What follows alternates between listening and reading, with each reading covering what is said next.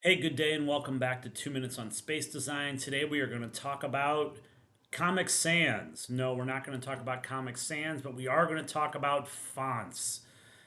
Yes, not fountains, but fonts. Too often in too many schools, there isn't a palette of fonts that are associated with the school.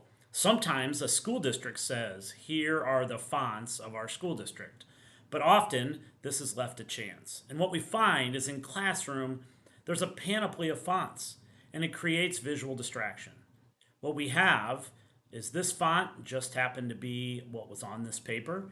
This is what came from Teachers Pay Teachers. This is what's something I downloaded from somewhere else. This is a thing a teacher gave me the other day.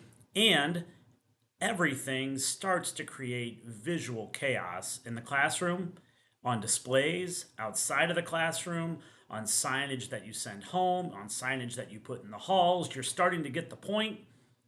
We communicate with text quite often in schools, but we should have 4 or 5 fonts that we stick to in general.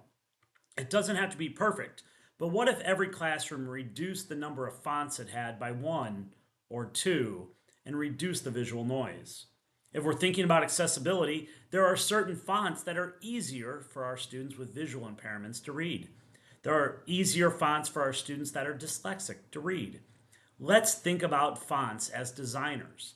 What can we do to lower the visual noise, bring together more coherence in our classroom, and build a catalog of fonts that we are going to use as a school? So, across all of our communication and all of our classrooms, there's a sense that we're in this together.